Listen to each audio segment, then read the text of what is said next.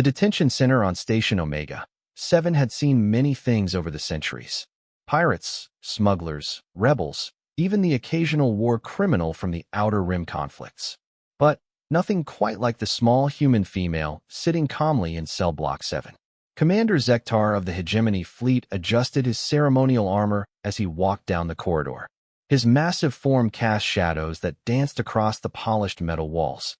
Standing nearly 3 meters tall, with chitinous plates covering his muscular frame and mandibles that could crush steel, he was the perfect specimen of Korthak warrior breeding. His reputation preceded him wherever he went in the galaxy. Prisoners begged for mercy before he even spoke. Hardened criminals broke down in tears at the sight of his razor-sharp claws. Today should be no different. The human had been captured 3 days ago after single-handedly destroying an entire Hegemony supply convoy. Impossible as it seemed, the evidence was undeniable. 17 ships reduced to scrap metal, their crews either dead or fled. All done by one small creature barely reaching 2 meters in height.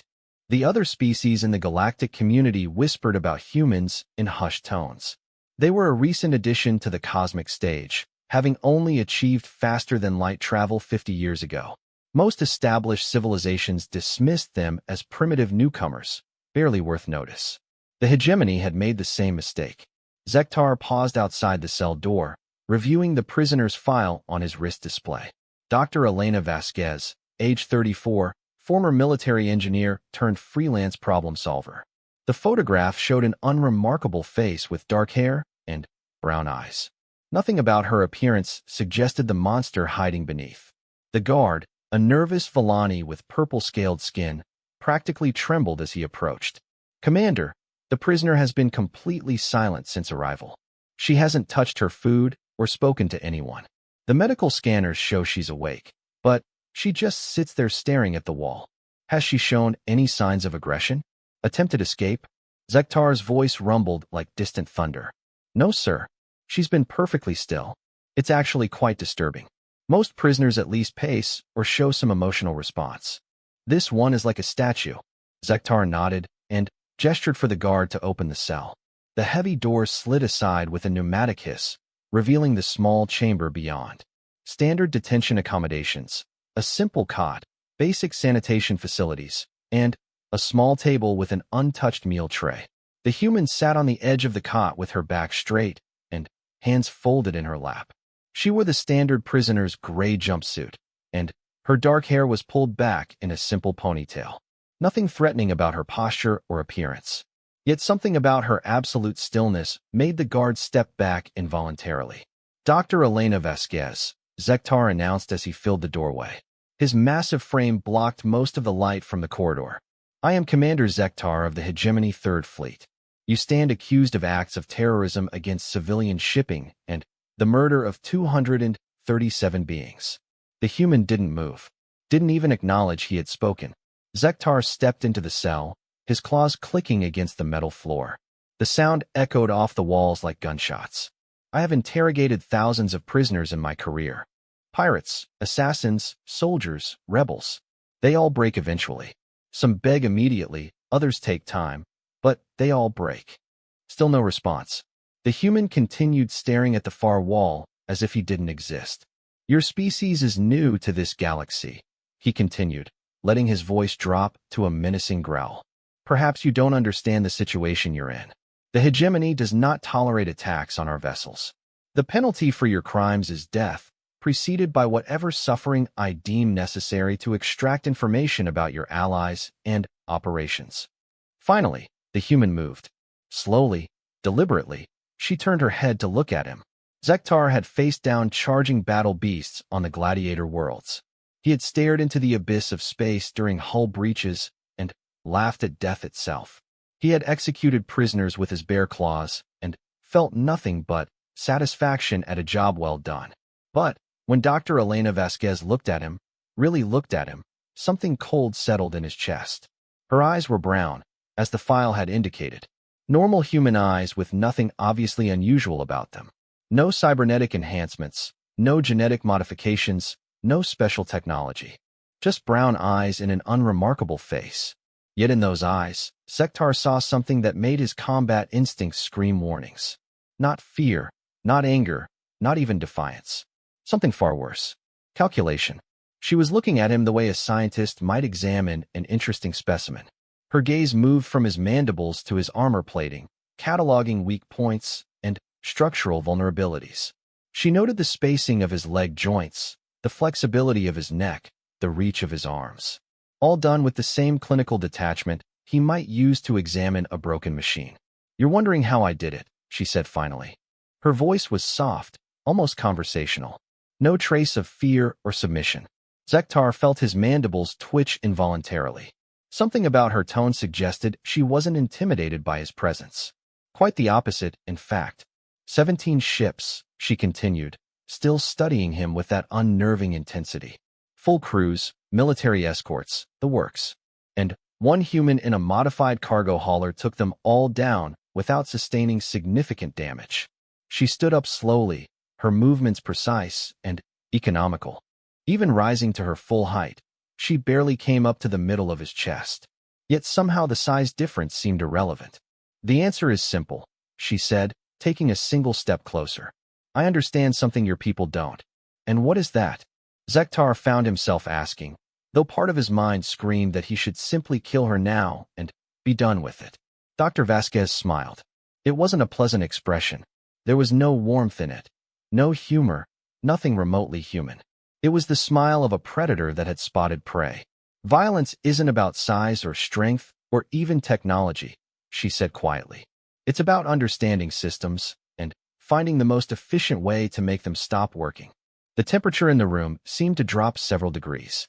Sektar realized that his hands had unconsciously moved to defensive positions, and his breathing had shifted to combat readiness. Every warrior instinct he possessed was telling him this small female represented a clear and immediate threat. But that was impossible. She was unarmed, imprisoned, and surrounded by guards.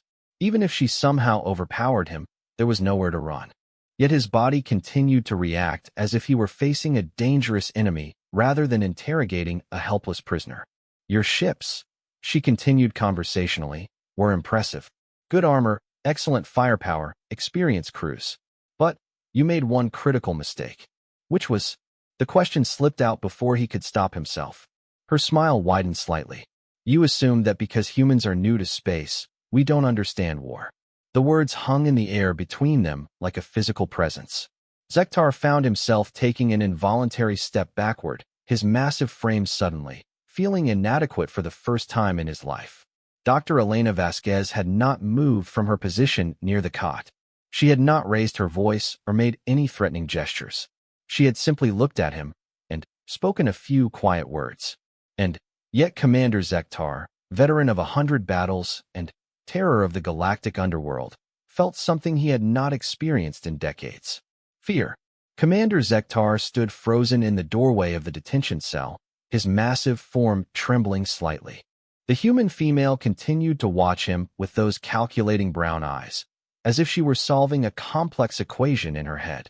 "You want to know how 17 ships died," Dr. Vasquez said, settling back onto the edge of her cot. "The answer might surprise you." Sektar's training kicked in. He was a hegemony officer, a warrior bred for conquest and intimidation. He would not be unnerved by some primitive alien female, no matter how unsettling her presence might be. "Your tricks won't work on me, human," he growled, forcing authority back into his voice. "Tell me about your allies. What organization are you working for? How many more attacks are planned?" She tilted her head slightly, the gesture oddly reminiscent of a bird of prey studying potential food. "You still don't understand. There are no allies, no organization, no grand conspiracy against your empire. Impossible. One being cannot destroy an entire convoy. Can't they?" Her voice remained perfectly calm. "Let me tell you about your ships, Commander. The hegemony relies heavily on automated systems. Artificial intelligence handles navigation, weapon targeting, shield coordination, even basic life support. Very efficient, very advanced, very vulnerable." Sektar felt his mandibles click together nervously. The human shouldn't know anything about hegemony ship design. That information was classified at the highest levels.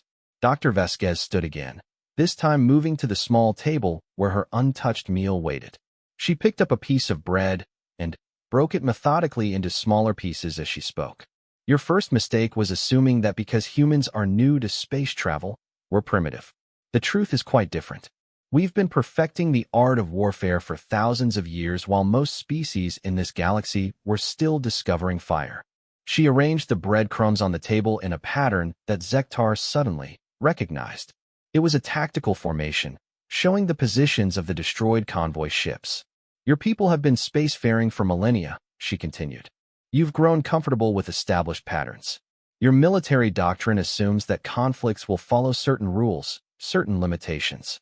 Ship against ship, fleet against fleet, with victory going to whoever has superior numbers or technology. One by one, she moved the breadcrumbs, demonstrating how the convoy had been positioned when the attack began. But humans think differently. We don't see war as a game with rules. We see it as a problem to be solved using whatever methods prove most effective. Zektar watched in growing horror as she recreated the battle using simple food items. Every movement was precise, showing exactly how his people's ships had moved, how they had tried to respond, and why they had failed. I didn't attack your ships, Commander. I attacked their computer systems. A few carefully crafted data packets transmitted on standard communication frequencies.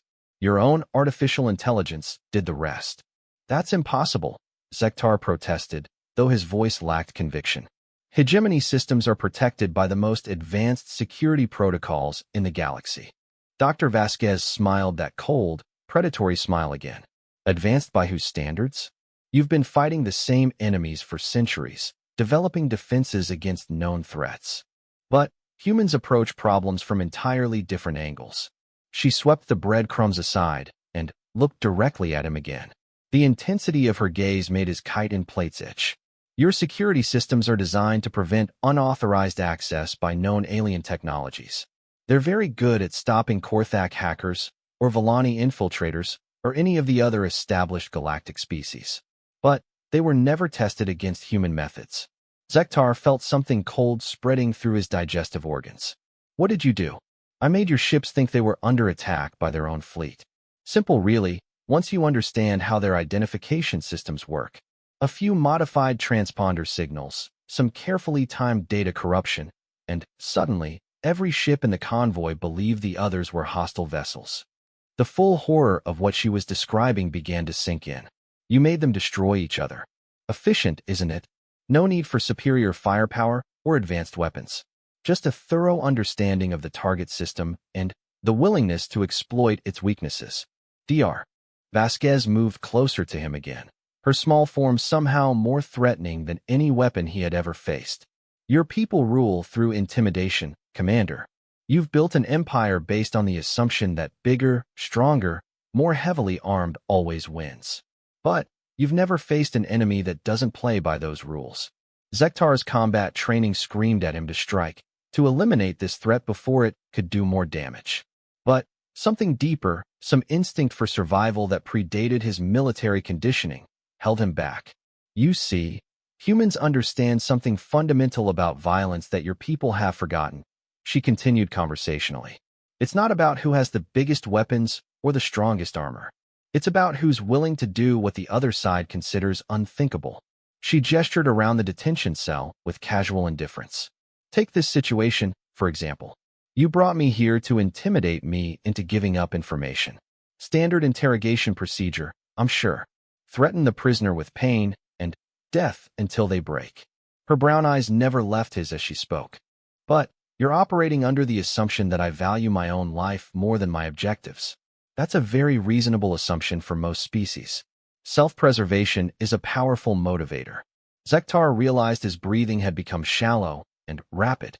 Warning pheromones were flooding his system, preparing him for fight-or-flight responses that his rational mind couldn't understand.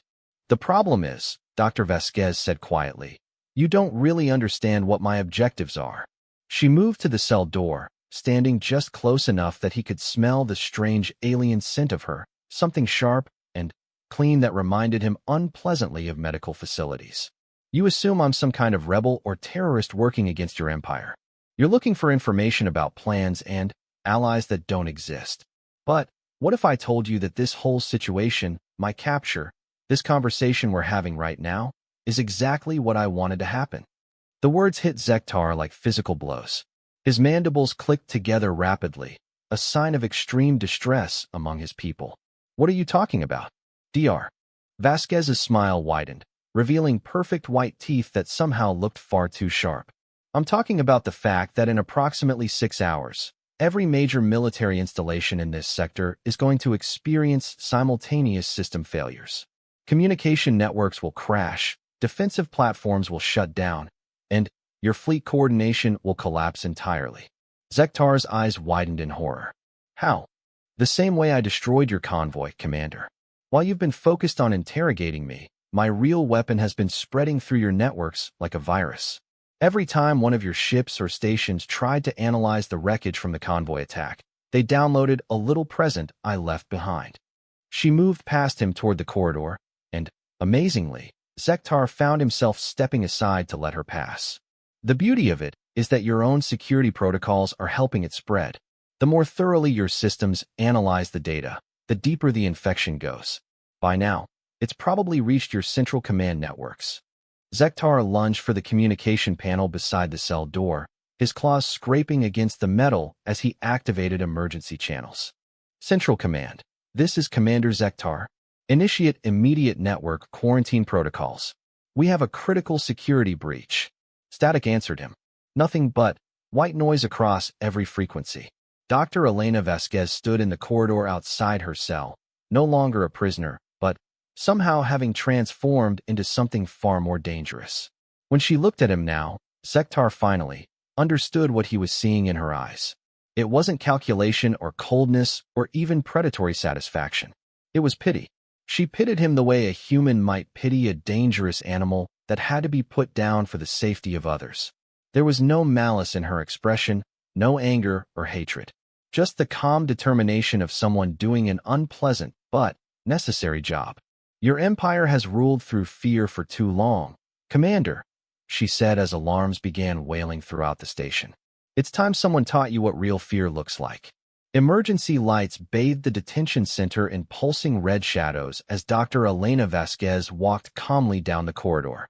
Behind her, Commander Zektar frantically worked the communication panels, trying to reach anyone in the chain of command. The station's artificial intelligence spoke in measured tones from speakers throughout the facility. Attention, all personnel. Network security protocols have detected multiple system intrusions. All non-essential systems are being shut down as a precautionary measure. Dr. Vasquez paused at the junction where the detention block met the main corridor. Guards were running past, their weapons drawn, voices raised in panicked shouts. None of them seemed to notice the small human female standing calmly among the chaos. Zektar caught up with her, his massive form looming over her slight figure. What have you done? I've given your people a choice, she replied without turning around. They can continue trying to rule through intimidation and force, or they can learn to coexist peacefully with the other species in this galaxy. You're insane. The hegemony will never surrender to terrorists. She finally looked at him, and once again that penetrating gaze made him feel like a small child facing something vast and incomprehensible. Terrorist? Commander, I haven't harmed a single civilian. I haven't destroyed any hospitals or schools or homes. I've simply demonstrated that your military superiority is an illusion. The lights flickered, and for a moment the gravity generators stuttered. Zektar felt his stomach lurch as his weight briefly disappeared before returning with a jarring thud. The convoy I destroyed was carrying weapons to suppress a rebellion on Kepler Prime. Those weapons would have been used to kill thousands of innocent beings whose only crime was wanting freedom from your rule. She began walking again, her steps echoing strangely in the corridor. Somehow her footfalls seemed to carry more weight than they should, as if the station itself was paying attention to her presence. The system virus I've introduced isn't designed to cause permanent damage. It will shut down military installations for approximately 72 hours, during which time your enemies will have an opportunity to escape or negotiate better terms. Zektar followed her, his warrior instincts at war with growing confusion. Why are you telling me this? Why haven't you simply killed me and escaped? Dr. Vasquez stopped at a large viewing port that showed the blackness of space beyond the station. Distant stars glittered like scattered diamonds against the void. Because you still don't understand what you're dealing with, Commander. You keep thinking in terms of individual threats, single enemies to be eliminated. But I'm not the real problem your people are facing. She pressed her hand against the transparent aluminum of the viewing port. Her reflection ghosted against the stars. Humanity has been watching your empire for 50 years. We've studied your tactics, your technology, your methods of control. We've learned everything there is to know about how the hegemony operates. The admission sent ice through Zektar's veins. 50 years of intelligence gathering. Decades of preparation. More importantly, we've been sharing what we've learned with every oppressed species in your empire. The Altarians who rebel against your mining operations on their homeworld. The Centauri refugees fleeing your labor camps. The free traders you've been systematically eliminating from the Outer Rim. She turned away from the viewing port to face him again. What happened here today isn't an isolated incident. Right now, similar operations are being carried out simultaneously across 17 different sectors. Your empire is about to discover that the age of ruling through fear is coming to an end. Zektar felt the world tilt around him. 17 sectors. That represented nearly a quarter of hegemony space. Impossible. Our intelligence networks would have detected such a massive operation. Would they? Your intelligence gathering focuses on known threats. You monitor established rebel groups, track weapons shipments, infiltrate political organizations. But you never bothered to pay attention to the humans offering technical assistance to struggling colonies. The sound of boots echoing through the corridors was getting closer. Security teams were conducting deck-by-deck searches, trying to locate the source of the system intrusions. For 5 decades, human engineers have been helping upgrade communication systems throughout your empire. Human scientists have been improving computer security protocols for dozens of species. Human merchants have been providing better trade software to independent systems. Dr. Vasquez smiled that predatory smile again. And this time Zektar could see exactly what it reminded him of. It was the expression worn by Korthak hunters when they cornered particularly dangerous prey. Every upgrade, every improvement, every helpful piece of technology has contained dormant code waiting for activation. Today is activation day, Commander. The implications crashed over him like a tsunami. Decades of preparation, hundreds of systems compromised, thousands of potential access points throughout the empire. You've been planning this since first contact. Planning? No, that's too strong a word. We've been preparing for the possibility that your empire might prove too dangerous to coexist with. Today's events are simply the implementation of contingency protocols developed long ago. A squad of hegemony Marines rounded the corner, their weapons raised and ready. The squad leader, a Villani with cybernetic eye implants, shouted orders as they approached. Halt! Prisoner! Return to your cell immediately. Dr. Vasquez didn't move. She stood perfectly still as the Marines surrounded her, their weapons trained on her small form. You have 30 seconds to comply before we use lethal force, the squad leader announced. That won't be necessary, she said calmly. The Marine's finger tightened on his weapon trigger. Comply now. Dr. Vasquez looked past the Marines to Zektar, her expression almost sympathetic. Commander, you might want to check your personal communication device. Confused, Zektar activated the small holographic projector built into his armor. A message was waiting, flagged as urgent priority from Hegemony High Command. The hologram of Admiral Krextor materialized, the supreme leader of the Hegemony fleet looking haggard and exhausted. All sector commanders are ordered to implement immediate defensive protocols. We are under coordinated attack by unknown forces. Multiple systems have gone dark across the Empire. Communication with the core worlds has been severed. The message continued, but Zektar's attention was drawn to movement in his peripheral vision. The human female was walking past the Marines as if they weren't there. Stop, the squad leader shouted, but his weapon didn't fire. Zektar looked more closely at the Marines and realized with growing horror that their weapons were completely dead. No power readings, no targeting displays, nothing but useless metal and plastic. How, he whispered. Dr. Vasquez paused beside him, close enough that he could see his own reflection in her dark eyes. Human technology isn't better than yours, Commander. It's just different. While your people focused on building bigger weapons and stronger armor, we learned how to make your weapons stop working. She continued walking toward the main transit hub, leaving the squad of Marines standing helplessly with their useless equipment. The electromagnetic pulse generators I've placed throughout this station will continue operating for approximately 6 more hours. During that time, nothing more advanced than a simple mechanical device will function properly.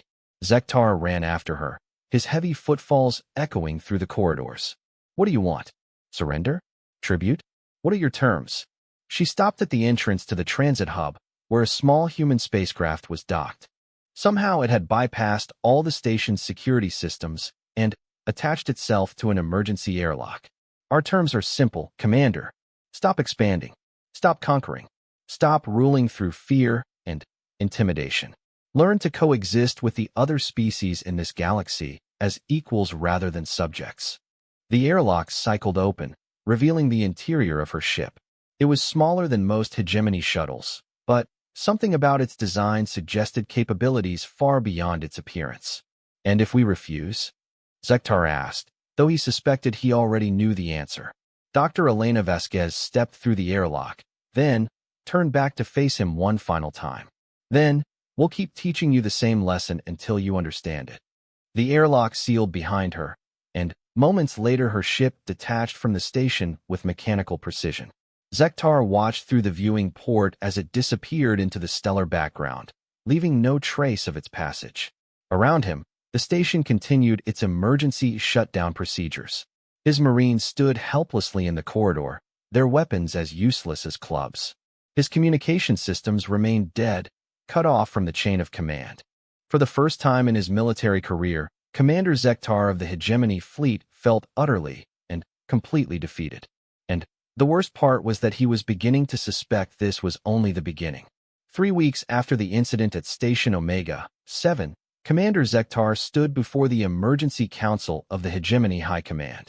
The Great Chamber, carved from a single massive asteroid, usually echoed with the confident voices of military leaders planning new conquests. Today it was filled with whispered conversations and worried glances. The holographic displays surrounding the chamber told a story of systematic devastation. Red indicators marked compromised systems across 17 sectors. Yellow warnings showed installations operating on emergency power. Blue markers indicated complete communication blackouts that hadn't been restored. Admiral Krextor, Supreme Commander of all Hegemony forces, gestured for silence as Zektar approached the central platform. The ancient Korthax chitinous plates had dulled with age, but his eyes still burned with the fury that had conquered half the galaxy. Commander Zektar, the Admiral's voice carried the weight of centuries. You were the last officer to speak with the human terrorist before she escaped. Your report describes impossible events. Zektar stood at attention, his massive frame somehow feeling inadequate in the presence of so many senior officers. Sir, I have reviewed my statements multiple times. Every detail is accurate.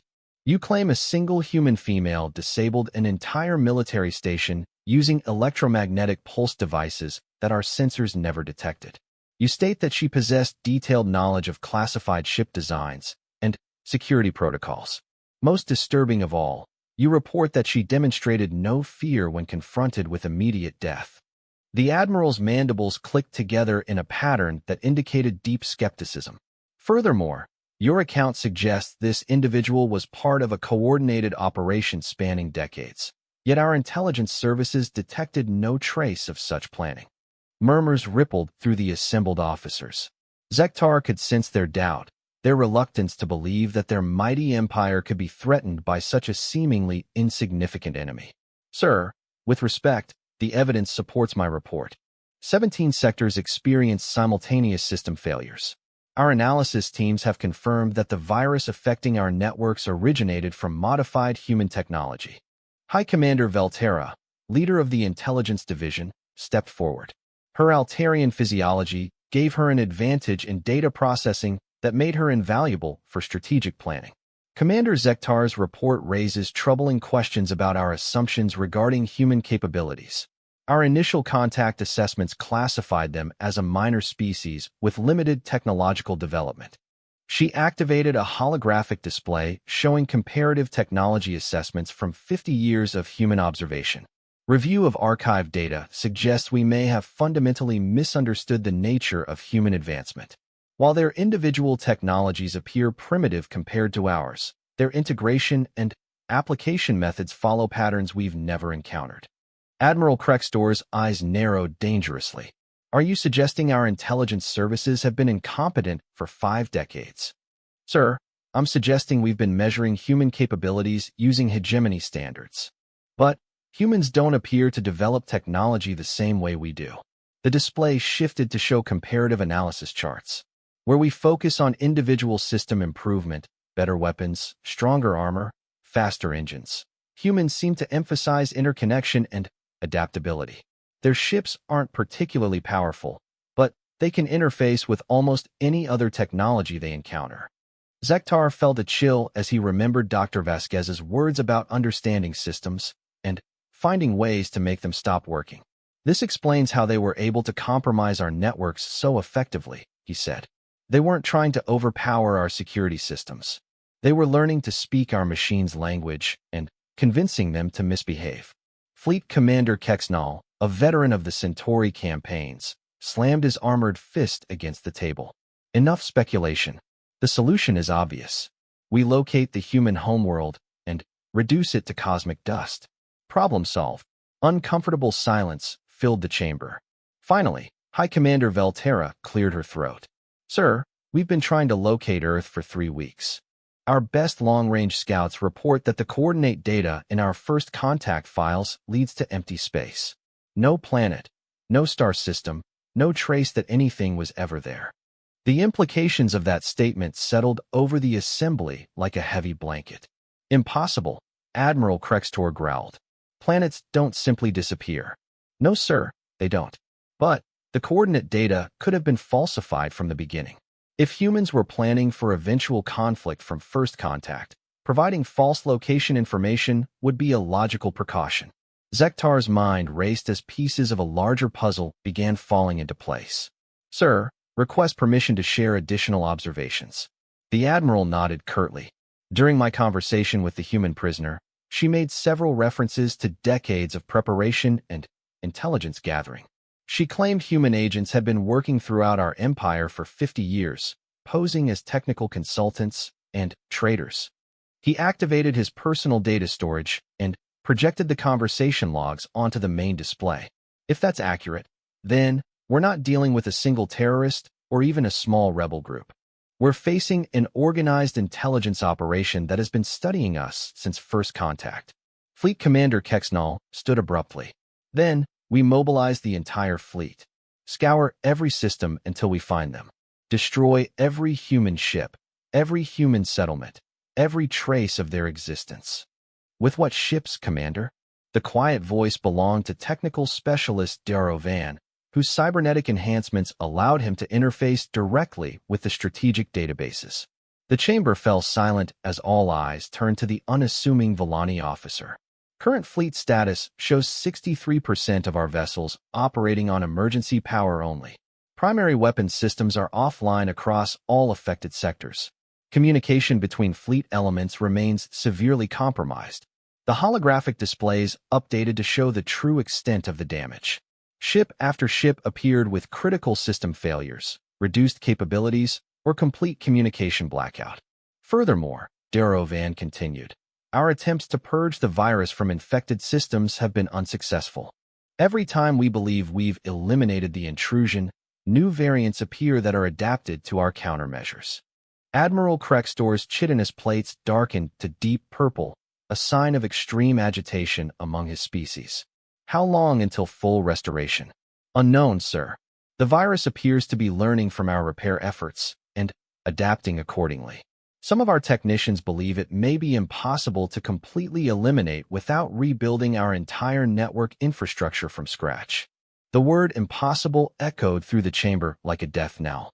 The hegemony had built its power on technological superiority and overwhelming force. The idea that a few small humans could neutralize their advantages was almost incomprehensible. High Commander Velterra spoke into the stunned silence.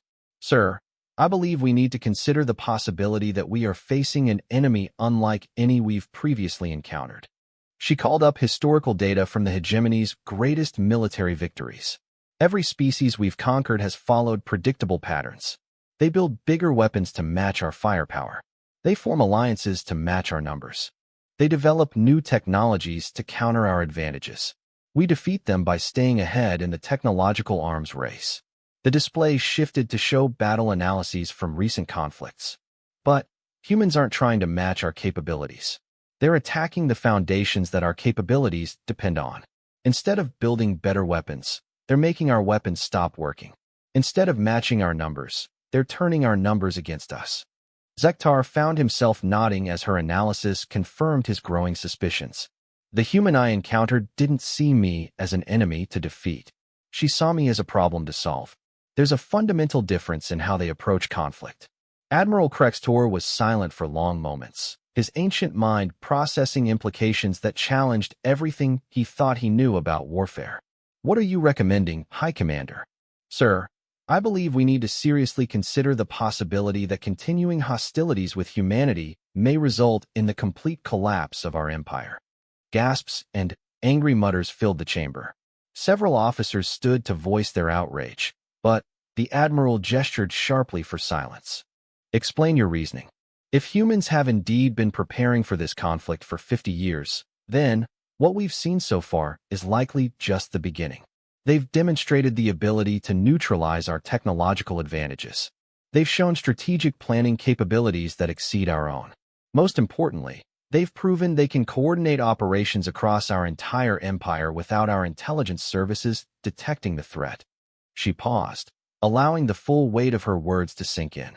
Sir, we are facing an enemy that knows us better than we know ourselves, has had decades to prepare countermeasures to our tactics, and has already demonstrated the ability to cripple our forces without engaging in direct combat.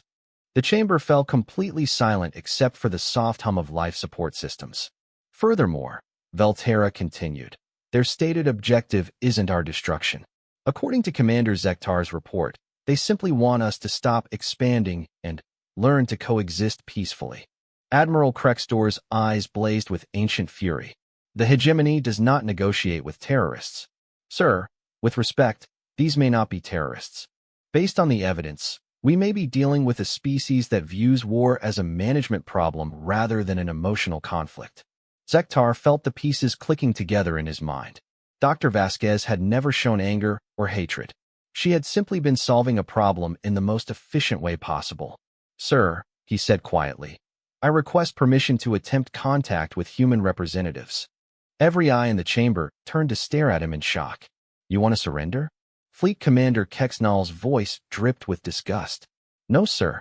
I want to understand what we're really fighting before we lose a war we didn't even know we were in. 6 months later, Commander Zektar stood on the observation deck of the neutral station designated as Harmony Point. The structure had been built specifically for this meeting, constructed jointly by human and hegemony engineers in a gesture that both sides hoped would symbolize future cooperation. The past half-year had been the most challenging period in hegemony history. The system virus had continued to evolve, adapting to every countermeasure their technicians developed. 3 more sectors had experienced complete infrastructure collapse. Worse, dozens of previously loyal species had declared independence, forming mutual defense pacts that made reconquest impossible without triggering intervention from human forces. Admiral Krextor had finally authorized contact attempts when intelligence reports confirmed that 17 different species were now receiving human technological assistance. The Empire was hemorrhaging territory at an unprecedented rate, and traditional military responses only seemed to accelerate the losses. The observation deck's massive viewing port showed the strange beauty of the Harmony Point system. Twin stars orbited each other in an elaborate cosmic dance, their combined light creating spectacular auroras on the nearby gas giant. It was a view that should have inspired awe, but Zektar found his attention focused on the small human ship approaching the docking bay. Commander, the voice belonged to Dr. Sarah Chun, the human diplomat who had been serving as intermediary for these negotiations. Unlike Dr. Vasquez, Chun appeared completely ordinary. middle-aged, slightly built, with graying hair and kind eyes behind simple spectacles. She's here. Zektar felt his chitinous plates involuntarily shift to defensive positions. Despite 6 months of relative peace, the memory of his encounter with Dr. Elena Vasquez still triggered deep survival instincts he couldn't suppress. Is she coming alone? As agreed. Though I should warn you that she's been serving as humanity's primary military coordinator for this entire operation. What you experienced at Station Omega 7 was essentially her introducing herself. The implications of that statement were staggering. If the systematic dismantling of hegemony infrastructure had been orchestrated by a single individual, the docking bay doors cycled open with mechanical precision, and Dr. Elena Vasquez stepped onto the station. She wore simple civilian clothing, dark pants, white shirt, plain jacket, that somehow made her appear more intimidating than any uniform could have. She walked directly toward Zektar without hesitation, her brown eyes studying him with the same calculating intensity he remembered from their previous meeting. "Commander Zektar," she said by way of greeting. "Thank you for arranging this meeting." Dr. Vasquez. He managed to keep his voice steady despite the primitive fear responses flooding his nervous system. "I trust your journey was comfortable." She smiled, and once again he was reminded of a predator's expression when acknowledging worthy prey. "Quite comfortable, thank you. Your people have been very cooperative about establishing safe passage protocols." Dr. Chen gestured toward a conference room that had been prepared for the formal discussions. "Shall we proceed to the negotiations?" "Actually," Dr. Vasquez said, still looking directly at Zektar, "I'd like to speak with the commander privately first. If that's acceptable." Zektar felt his mandibles twitch nervously, but nodded agreement. Of course. They walked in silence to a smaller observation chamber that overlooked the system's spectacular stellar display. Dr. Vasquez stood at the viewing port for several moments, her reflection ghosted against the cosmic fire beyond. "You've been studying our methods," she said without turning around. "Yes. Our technical teams have been analyzing the virus design and strategic implementation. Remarkable work. Thank you. Though I suspect your analysis has raised as many questions as it's answered." Zektar moved to stand beside her at the viewing port, careful to maintain a respectful distance. "Our scientists are still trying to understand how you achieved such comprehensive penetration of our networks. The coordination required suggests capabilities far beyond what we initially assessed." She finally looked at him, and he was surprised to see something like approval in her expression. "You're learning to ask better questions, Commander. That's encouraging. I'm trying to understand what humanity really represents. Your methods suggest an approach to conflict that our people have never encountered. Most species develop military doctrine based on their own psychology," she said, turning back to the stellar display. "Korthak warriors value individual strength and direct confrontation. Volani tacticians emphasize speed and precision. Altarians prefer overwhelming technological advantages." She gestured toward the dancing stars beyond the viewing port. "But humans are persistence hunters, Commander. We don't defeat our prey through superior strength or speed. We exhaust them through relentless pressure applied over extended periods." The analogy sent chills through his nervous system. "You've been hunting us." "Not hunting. Managing. There's an important difference." She moved away from the viewing port to face him directly. The hegemony represents a problem that needed to be solved. An aggressive, expanding empire that rules through intimidation and force, gradually consuming every independent species in the galaxy. "And your solution is to destroy us?" Dr. Vasquez tilted her head slightly, the gesture somehow making her appear more alien than any of the exotic species he'd encountered in his military career. "Destroy you? Commander, if we wanted to destroy the hegemony, we could have done so decades ago." The casual confidence in her voice made his survival instincts scream warnings. "Instead, we've been carefully modifying your empire's behavior through strategic pressure, removing your ability to project force beyond your core systems, encouraging independence movements among oppressed species, demonstrating that expansion through conquest is no longer a viable strategy." She began walking slowly around the chamber, her movements precise and economical. "The virus affecting your networks will continue evolving until you stop trying to use it for military conquest. The infrastructure failures will persist until you redirect your resources toward peaceful development. The independence movements will receive support until you learn to coexist with your neighbors as equals. You're trying to train us, Zektar realized with growing horror. Like animals. Not animals, Commander. Like a species that has developed maladaptive behaviors that threaten the stability of the entire galactic community. Her brown eyes fixed on his with unsettling intensity. Humanity has encountered this problem before on our own world. Species that expand too rapidly and consume resources faster than the environment can support them typically face sudden population crashes that devastate entire ecosystems. The implications of her words settled over him like a heavy weight. You're saying the hegemony has become an ecological threat. Precisely. Your empire's expansion rate is unsustainable.